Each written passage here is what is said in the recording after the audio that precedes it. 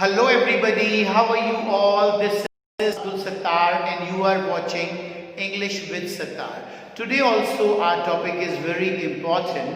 आप भी कहेंगे कि सर आप हर एक टॉपिक को इम्पोर्टेंट कहते रहते हैं, क्या सारे टॉपिक इम्पोर्टेंट हैं? जी हाँ, सारे टॉपिक इम्पोर्टेंट हैं.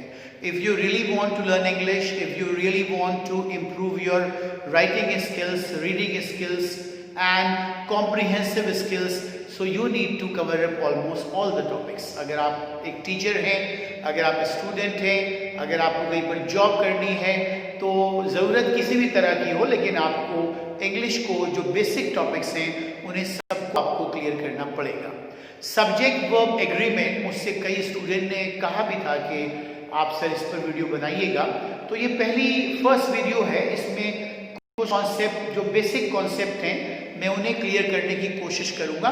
सो हियर वी गो. देखिएगा, हमारा पहला जो सेंटेंस है, Raju is a good boy. Subject verb agreement का मतलब ये है कि अगर हमारा सब्जेक्ट सिंगुलर है तो उसके साथ वर्ब भी सिंगुलर ही आनी चाहिए, मिसमैच नहीं होना चाहिए. If the subject is singular then the verb should also be singular, and if the subject is plural then the verb should also be plural. आमतौर से जो कॉमन वर्ब्स होते हैं या कॉमन हमारे सब्जेक्ट होते हैं उनमें तो हमसे गलती नहीं होती है, लेकिन कुछ कंफ्यूजिंग सब्जेक्ट होते हैं, हम धीरे धीरे उस पर भी आएंगे.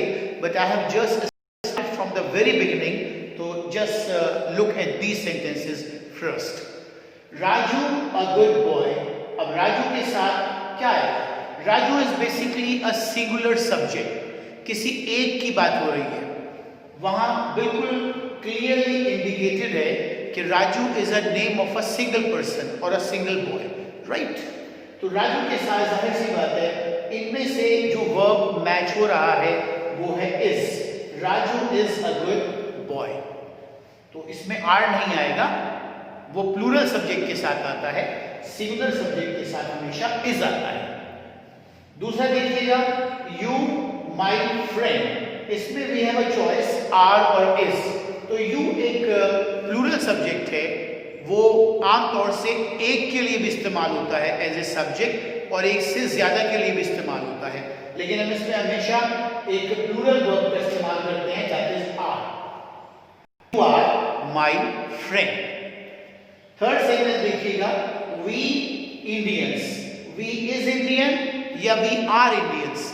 वी भी एक प्लूरल सब्जेक्ट है और वो हमेशा अपने साथ प्लूरल वर्ब ही लेगा. देखिएगा, वी आर इंडियंस. इज नहीं आएगा, वी आर इंडियंस. ये बिल्कुल बेसिक शुरुआती जो सेंटेंसेस हैं जिनमें मिस्टेक करते हैं, मैं वहां से लेकर चल रहा हूं. आपको लगेगा सर बहुत ही कॉमन सी बातें बता रहे हैं, ऐसा नहीं है. Step by step we are going to learn almost all the sentences and the tricky one also. इस वीडियो को आखिर तक देखिएगा और अगर आपको पसंद आए इसको लाइक कीजिए, शेयर कीजिए और चैनल को सब्सक्राइब करना ना भूलें. Now the next one is she was और वर अ गुड गर्ल. तो शी भी एक सब्जेक्ट सिंगुलर है, किसी लड़की के लिए या किसी महिला के लिए हम इसको इस्तेमाल करते हैं, तो शी के साथ वॉज आएगा. She was a good girl, वह एक अच्छी लड़की थी. The next one is they dash my guest. वे मेरे मेहमान हैं. दे एक प्लूरल सब्जेक्ट है, एक से ज्यादा लोगों के लिए इस्तेमाल होता है दे, यानी कि वे. दे आर, तो आर्या ना इसके साथ, they are my guest. The next one is I a student. I am a student, I is a student और I are a student. I जाहिर सी बात है मेरे लिए, अपने लिए इस्तेमाल करते हैं हम. ये आमतौर से वैसे तो होता है सिंगुलर, लेकिन बहुत से ऐसे मौके होते हैं जहां पर इसे हम एज अ प्लूरल भी इस्तेमाल करते हैं, लेकिन यहां पर I के साथ am आएगा. I am a student. Is it clear?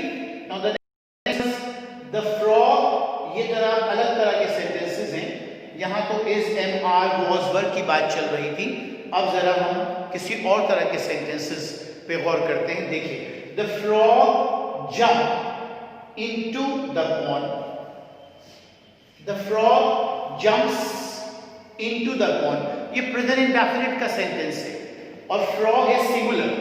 जब भी हम सिंगुलर सब्जेक्ट को इस्तेमाल करते हैं तो in present indefinite tense we always use S और ईएस। तो यहाँ पर the frog jumps into the pond, जो मेंढक है वो कूद जाता है कहाँ पर? पॉन्ड में, तालाब में। अच्छा, अगर हम इसको यहाँ पर एस लगा दें, द फ्रॉग्स, इसको हम यहाँ पर अगर फ्रॉग्स कर दें यानी कि एक से ज्यादा मेंढक, तो फिर यहाँ से एस हट जाएगा। The frogs jump into the pond, क्योंकि सब्जेक्ट यहाँ पर प्लूरल हो गया है तो वो अपने साथ एस या यस नहीं लेता है। Is that clear? That monkey Yeats banana, that monkey, उस बंदर ने या वह बंदर बनानास खाता है, केले खाता है। ये सिंगुलर सब्जेक्ट है। Once again it is the sentence of present indefinite and we always use S along with singular subject। जब सब्जेक्ट हमारा सिंगुलर होता है तो हम एस का इस्तेमाल करते हैं। तो ये वह बंदर, दैट। अच्छा, अगर हम यहां पर कर दें दोज, दैट की जगह कर दें दोज, और मॉन्की की जगह कर दें मॉन्कीज, दोज मॉन्कीज, तो यहां पर यहां से एस ये हट जाएगा। दोज मॉन्कीज ईट बनानास, क्योंकि ये सब्जेक्ट यहां पर आपका प्लूरल हो गया है। It is no more singular. The next one is this car goes fast, ये कार बहुत तेज चलती है। Once again the subject is singular, उसके साथ हम एस या ईएस यानी कि गोज लगाया हमने यहां पर। लेकिन अगर इसको हम ये कर दीजिए दोज कार्स, अगर यहां पर हम दोज कार्स कर दें तो फिर ये ईएस इसमें से हट जाएगा, क्योंकि सब्जेक्ट कैसा हो गया? सब्जेक्ट हो गया है प्लूरल, सब्जेक्ट प्लूरल हो गया है, तो यहां पर आएगा those car go fast. We are doing subject verb agreement, so you have to remember this. We have to use the verbs according to the subjects. If the subject is singular then we have to use the singular verb, or if the subject is plural then we have to use plural verb. Next sentence देखिए, that lady speaks French, वह lady क्या बोलती हैं? French बोलती हैं, French भाषा का इस्तेमाल करती हैं। तो that lady speaks, singular subject है तो एस लगा वर्ब की फर्स्ट फॉर्म के साथ। अगर हम यहां पर करते हैं those लेडीज, इसको हम अगर दोज लेडीज कर देते हैं, दोज लेडीज, तो यहां से फिर ऐसे हट जाएगा। इसको वैसे भी कह सकते हैं they speak French, those ladies की जगह अगर कुछ महिलाएं खड़ी हुई हैं और उन खड़ी हुई महिलाओं की तरफ इशारा करके हम बताना चाहते हैं कि वो लेडीज फ्रेंच बोलती हैं, तो हम दोज लेडीज की जगह ये भी कह सकते हैं कि दे स्पीक फ्रेंच, तो यहां से एस हट जाएगा क्योंकि सब्जेक्ट आपका प्लूरल हो गया। The next one is my grandmother has had a big house, मेरी जो ग्रैंडमदर है उनका मकान बहुत बड़ा है। तो grandmother is a singular subject और सिंगुलर के साथ हम हैज का इस्तेमाल करते हैं, HES हैज। और अगर हम यहां पर ये करते हैं माय ग्रैंड पेरेंट्स में दादा दादी दोनों आ गए, ग्रैंड पेरेंट्स में, तो फिर हैव का इस्तेमाल, my grandparents have a big house. Is it clear? Now we come to another category. यहां पर जो हमारा सब्जेक्ट है दैट इज कंपाउंड, वो दो पर्सन से मिलकर बना है। देखिए कैसे, या एंड से, जब एंड से सेंटेंस जुड़ जाता है तो उसे हम compound subject. Raman and Sameer, Raman और समीर इज फ्रेंड या are friends? Are friends. Raman और समीर दोनों दोस्त हैं, क्योंकि यहां पर ये कंपाउंड हो गया एंड से। रमन कंपाउंड जो आपका सब्जेक्ट है वो क्या लेगा? आर लेगा, are friends. Is it clear? The next one is saffron, white and green is or are the colours of Indian flag. Saffron केसरिया, व्हाइट सफेद और ग्रीन हरा, ये रंग हैं भारतीय झंडे के, हमारे झंडे के रंग हैं। तो ये सैफरन, व्हाइट एंड ग्रीन, यहाँ ये एंड भी आ गया और ये एक से ज्यादा कलर्स का जिक्र यहाँ है, तो क्या लगाएंगे, are the colours of Indian flag, यहाँ पर आर का इस्तेमाल करेंगे हम। द नेक्स्ट वन इज, ये जरा ट्रिकी है जो सेंटेंस स्टार्ट हो रहे हैं, यहां से थोड़ा आपको ज्यादा फोकस करना पड़ेगा। Bread and butter is or are a wholesome food, ये एक मुकम्मल भोजन है, संपूर्ण भोजन है, ब्रेड एंड बटर। अब ब्रेड एंड बटर, इसके हिसाब से तो यहाँ आर आना चाहिए, तब यहाँ एंड आ गया, लेकिन यहाँ पर हम ब्रेड और बटर को अलग अलग इस्तेमाल ना करके कलेक्टिवली इस्तेमाल कर रहे हैं। It is basically a single idea, ये एक ही आइडिया है, they are not different, it is a single idea. Bread and butter, इसलिए क्या आएगा, ब्रेड एंड बटर इज आएगा, यहां पर आर नहीं आएगा। इट इज नॉट प्लूरल, इसको हम प्लूरल ही मानेंगे, इसको हम सिंगुलर ही मानेंगे, तो इसको ध्यान रखिएगा, इससे ट्रिकी है थोड़ा सा। Next one, rajma and rice dash my favourite dish, rajma and rice, आ तो गया यहाँ पर भी एंड, और जिक्र यहाँ पर राजमा का भी है और राइस का भी है, लेकिन यहाँ पर भी हम इसे कलेक्टिवली इस्तेमाल कर रहे हैं। This is basically a single idea, we want to convey a single idea. जब हम किसी सिंगल आइडिया को कन्वे करना चाहते हैं तो उसको हम सिंगुलर ही मानते हैं।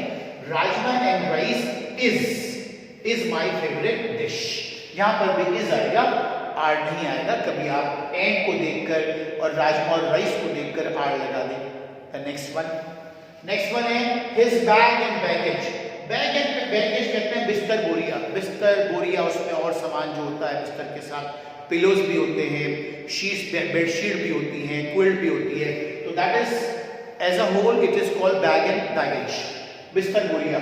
His bag and baggage was ever thrown out by the landlady, जो मकान मालकिन थी उसने उसके बिस्तर बोरियों को बाहर फेंक दिया। तो बैग एंड बैगेज को भी हम कलेक्टिवली सिंगुलर के रूप में ही समझेंगे, इसलिए यहां पर भी हम वॉज लगाएंगे। उसका बिस्तर बोरिया उसकी मकान मालकिन के द्वारा बाहर फेंक दिया गया।